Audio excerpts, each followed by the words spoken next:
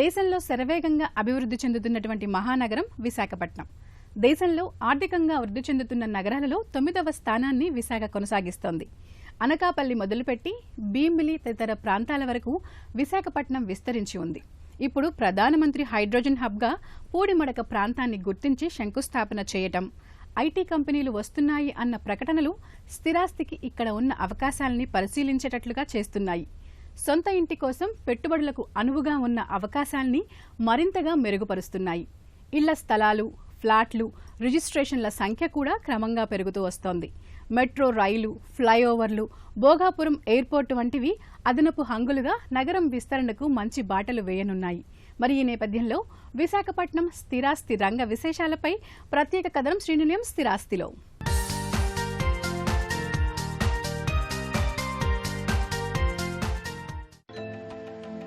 విశాఖలో స్థిర నివాసం ఏర్పాటు చేసుకోవాలనుకుంటున్నారు చాలా మంది. విశాఖ నుంచి శ్రీకాకుళం జాతీయ రహదారి వైపు, మధురవాడ, భోగాపురం పరిసర ప్రాంతాల్లో ఫ్లాట్లు, ఇళ్ల స్థలాల కొనుగోళ్లకు ఎక్కువ మంది సుముఖత చూపిస్తున్నారు. కూర్మన్నపాలెం, అగనంపూడి, అనకాపల్లి ప్రాంతాల్లో ఇళ్లకు మంచి గిరాకీ లభిస్తోంది. ఇప్పటికే విశాఖలో ఆక్సిజన్ టవర్స్ లాంటి 36 అంతస్తుల భవనాలు విశాఖ నలుమూలలా విస్తరిస్తున్నాయి. ఎండాడ ప్రాంతం స్కైలైన్ భవనాలతో కొత్త శోభని సంతరించుకుంటోంది. నిర్మాణ సంస్థలు కూడా అనేక నూతన వెంచర్లతో వినియోగదారులను ఆకట్టుకుంటున్నాయి. 5 ఏళ్ళు మేము చాలా అగమ్య గోచరంలో ఏం చేయాలి అనేటువంటి ఆలోచనలో లేకుండా వెళ్ళాం.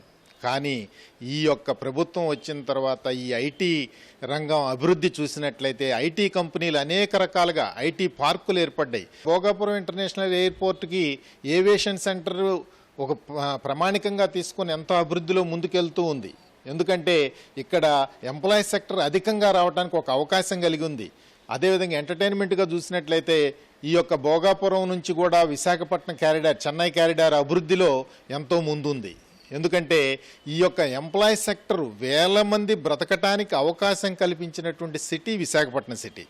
దీనిలో ముఖ్యంగా ఐటీ అభివృద్ధే కాదు, పర్యావరణ అభివృద్ధే కాదు, ఇంకా అనేక రకాల ఇంటర్నేషనల్ అనకాపల్లి జోన్ కానీ వీటన్నిటిల్లో కూడా ఇండస్ట్రియల్ గ్రోత్ క్యారిడార్ ఎంతో అభివృద్ధి చెందుతూ ఉంది. విల్లాస్ కావచ్చు, అపార్ట్మెంట్స్ కావచ్చు, హైరైజ్ టవర్స్ కావచ్చు, వీటన్నిటికీ వాంటింగ్ ఇవాళ ఇన్ని అభివృద్ధి పొందాలో కూటమి ప్రభుత్వం ఈ విధంగా చేస్తున్నప్పుడు విశాఖపట్నానికి ఇది అవసరం.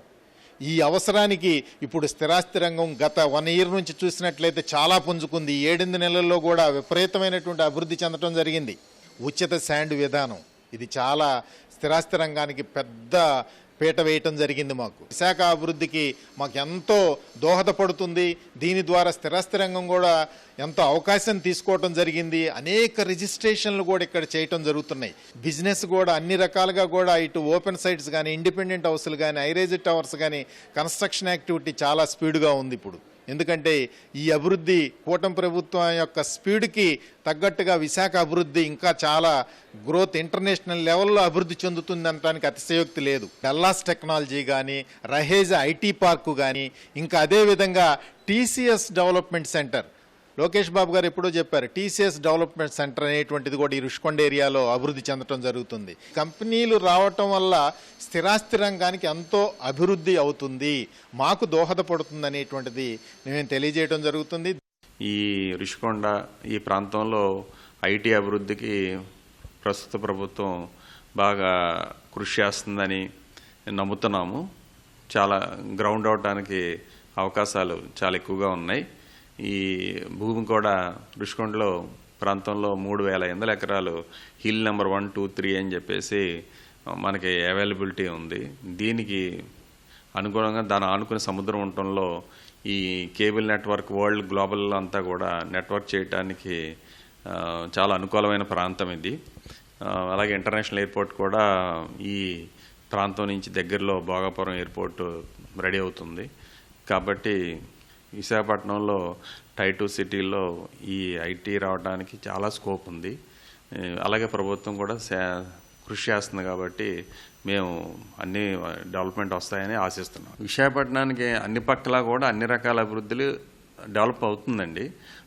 Gajuwaka side, Atchutapuram side industries వస్తుంతో ఇండస్ట్రీ పరంగా అటు డెవలప్ అవుతుంది.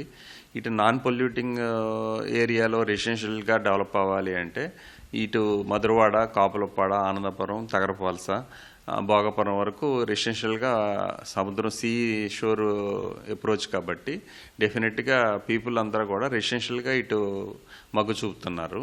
విశాఖపట్నం స్మార్ట్ నగరం, పర్యాటక కేంద్రం, ఆర్థిక రాజధాని, ఇలా పేరేదైనా సాగర నగరి కళ్ల ముందు కదలాడుతుంది. అందుకే ఇప్పుడు దేశ విదేశాలన్నీ విశాఖ వైపు చూస్తున్నాయి. నవ్యాంధ్ర ప్రగతిలో ఎంతో కీలకంగా మారి శరవేగంగా అభివృద్ధి దిశగా పరుగులు తీస్తున్న విశాఖ ఇప్పుడు అందరికీ గమ్యంగా మారింది. రానున్న రోజుల్లో విశాఖకు మరిన్ని పెట్టుబడులు వచ్చే అవకాశం ఉన్నందున ఈ నగరంలో జనాభా పెరుగుదల అంచనాలను కళ్లకు కడుతోందని స్థిరాస్తి వ్యాపారులు చెబుతున్నారు. పారిశ్రామిక అభివృద్ధి, ఉద్యోగ ఉపాధి అవకాశాలను పెంచుతోందని, ఫార్మా, ఐటీ రంగాల్లో పెరుగుతున్న అవకాశాలు స్థిరాస్తి అవసరాలను పెంచుతాయని, స్థిరమైన వృద్ధి ఉండటం వల్ల రాష్ట్రంలోనే ప్రముఖ స్థిరాస్తి సంస్థలతో సహా స్థానికంగా స్థిరాస్తి వ్యాపారులు కూడా విశాఖపై దృష్టిని ప్రత్యేకంగా పెట్టనున్నారు. మరి విశాఖ రియల్ రంగంపై మరిన్ని విశేషాలు ఇప్పుడు నిపుణుల మాటల్లో తెలుసుకుందాం. విశాఖ నగరానికి తక్కువ సమయంలో ఎక్కువ అభివృద్ధి జరిగే అవకాశం ఉందని, 2 జాతీయ రహదారులు, ప్రత్యేకమైన ఫ్లైఓవర్లు, మెట్రో రాకతో విశాఖ మరింత అభివృద్ధి అవుతుందని నిర్మాణ రంగ నిపుణులు చెబుతున్నారు. విశాఖలో పెట్టే పెట్టుబడి ఖచ్చితంగా లాభాన్ని చేకూరుస్తుందని, 5 ఏళ్లలో విశాఖ అభివృద్ధిని పరిశీలిస్తే స్పష్టంగా మనకు తెలుస్తుందని నిర్మాణ సంస్థల ప్రతినిధులు చెబుతున్నారు. విశాఖ అభివృద్ధి మీద దృష్టి పెట్టిందని, రానున్న రోజుల్లో ఇక్కడకు టీసీఎస్, ఇతర ఐటీ కంపెనీలు వస్తాయని, దానివల్ల కొనుగోలుదారుల సంఖ్య మరింతగా జోరందుకుంటుందన్నది స్థిరాస్తి వ్యాపార వర్గాల అంచనా. అదానీ డేటా సెంటర్, విశాఖ భీమిలి 6 రోడ్ల మహారహదారి విశాఖ అభివృద్ధికి దోహదపడతాయని చెబుతున్నారు. విశాఖ దువ్వాడ రైల్వే స్టేషన్లు అమృత్ స్టేషన్గా అభివృద్ధి అవుతున్నాయని చెప్పుకొస్తున్నారు. ప్రపంచంలోనే ఒక మంచి గుర్తింపు పొందిన అద్భుత నగరంగా విశాఖ అవతరిస్తున్న వేళ ప్రభుత్వం కూడా విశాఖ నగరాన్ని కేంద్రం చేసుకుని పర్యాటక రంగాన్ని, అనుబంధ రంగాల అభివృద్ధికి అడుగులు వేస్తోందని చెప్పుకొస్తున్నారు. విశాఖపట్నానికి రైల్వే జోన్ శాంక్షన్ చేశారండి. సో రైల్వే జోన్ దానివల్ల మంచి రైల్ కనెక్టివిటీ పెరుగుద్ది, పెద్ద రైల్వే జోన్ హెడ్ క్వార్టర్స్ వస్తుంది.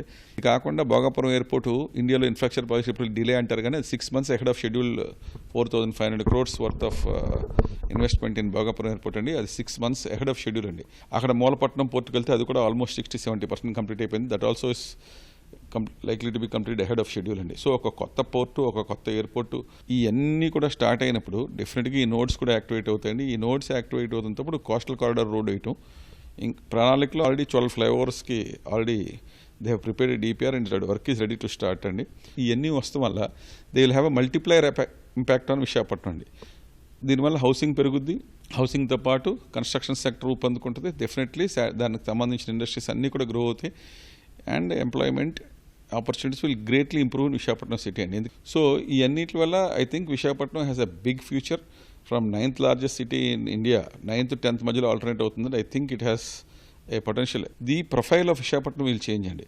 So the entire and new convention centres ఇవన్నీ ఉంటే వాళ్ళ డెస్టినేషన్ వెడ్డింగ్స్ ఇది కింద టూరిజంకి హైయెస్ట్ ప్రయారిటీ సీఎం గారు ఇస్తాం. దీనివల్ల the entire landscape of Visakhapatnam will change and the economy of Vizag will definitely grow and it will be one of the top cities in India. Srikakulam వైపు ఉన్న జాతీయ రహదారి వెంబడి భోగాపురం వరకు విశాఖ స్థిరాస్తి అమ్మకాలు ఇప్పుడిప్పుడే జోరందుకుంటున్నాయి. గతంలోనే అభివృద్ధి చెందిన మధురవాడ ప్రాంతం క్రమంగా రిజిస్ట్రేషన్ సంఖ్య పెరుగుతూ వస్తోంది. గత నెలలో ఒక్క రోజులోనే 100 వరకు రిజిస్ట్రేషన్లు చోటు చేసుకున్నాయి. నెల మొత్తం ఈ పెరుగుదల ప్రభావం కానవచ్చింది. వినియోగదారుల అభివృద్ధికి అనుగుణంగానే కొత్త వెంచర్లు తెరపైకి వస్తున్నాయి.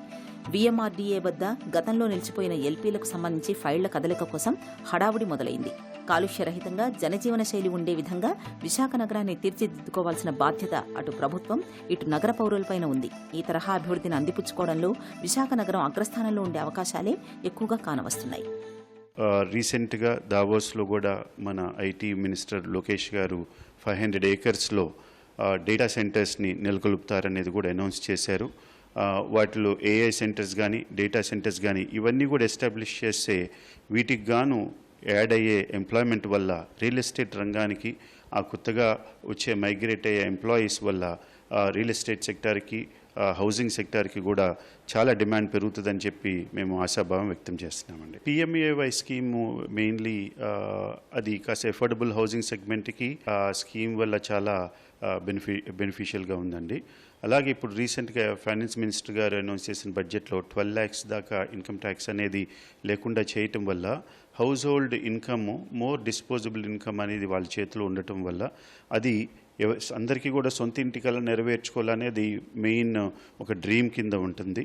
ఎప్పుడైతే 12 lakhs దాకా 3 lakhs దాకా పడే ట్యాక్స్ని అది లేకుండా గవర్నమెంట్ ఆ అమౌంట్ను కూడా హౌస్ హోల్డ్ ఇన్కమ్కి వాళ్ళకి డిస్పోజబుల్ ఇన్కంలో మిగిలే విధంగా చేస్తారో ఆ ఇన్కమ్ అంతా కూడా ప్రతి ఒక్కరు వాళ్ళ యొక్క సొంతింటి కళని నెరవేర్చుకోవాలనే ఉద్దేశంతో రియల్ ఎస్టేట్ సెక్టర్లోనూ వారికి ఉన్న కతిమ అవసరాలు తీర్చుకోవడానికి ఎంతో ఈ అమౌంట్ అంతా కూడా ఎకానమీకి రావడం చాలా ఉపయోగపడుతూ ఉంటుంది. ప్రప్రథమంగా మనకి భోగాపురం ఎయిర్పోర్టు చాలా వైజాగ్ సిటీ డెవలప్మెంట్కి మనకి చాలా ఉపయోగపడుతుందండి. మనము ఉదాహరణకి హైదరాబాద్ నగరం చూసుకుంటే కూడా శంషాబాద్ ఎయిర్పోర్ట్ వచ్చిన తర్వాత ఆ సిటీ యొక్క విస్తరించిన ఏరియా చూసుకుంటే హౌసింగ్ సెక్టర్ కానీ అన్ని రంగాలు కూడా ఒక్క ఎయిర్పోర్ట్ డెవలప్మెంట్ తర్వాత చాలా బాగా పుంజుకున్నాయి.